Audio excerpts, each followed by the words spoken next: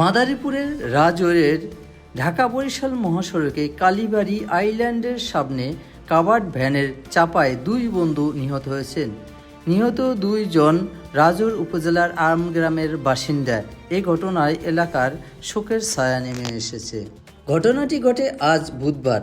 টেকেরহাট থেকে আমগ্রাম ফেরার পথে এই ঘটনাটি ঘটে এবং ঘটনাস্থলে একজন মারা যান এবং আরেকজনকে চিকিৎসার উদ্দেশ্যে রওনা হওয়ার পরবর্তীতে টেকেরহাট বন্দর অঞ্চলে মারা যান।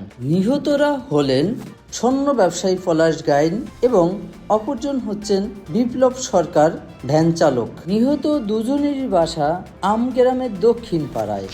নিহত পলাশের বাবার নাম নিত্যানন্দ গাইন এবং বিপ্লবের বাবার নাম বিকাশ সরকার। জ্যাঠাতো ভাই উনি টাকার দিয়েছিল, স্বর্ণের দোকান আছে। টাকার থেকে আসার পথে রাজীর বড় ব্রিজের ডালে আর একটা কভারম্যান মুরগির গাড়ি, ওই গাড়িটা ওনাদের ভ্যানে দিয়ে ধাক্কা দিচ্ছে। ভ্যান গিয়ে পড়ছিল গিয়ে আপনি বাগানের মধ্যে, গাছে কাছে গাড়ি লাগছে। ওইখান থেকে একজন জীবিত ছিল, আমাদের এই জায়গা থেকে ট্রিটমেন্টে হালকা ট্রিটমেন্টে ঢাকার উদ্দেশ্যে পাঠানো হয়েছে। টাকার এক পয়সা উনি মারা গেছে, পরে ওনার ফেরত নিয়ে আসা হয়েছে। ওনার নাম হলো বিপ্লব বাগা। আর পলাশ গাইন মৃত অবস্থায় হসপিটালে।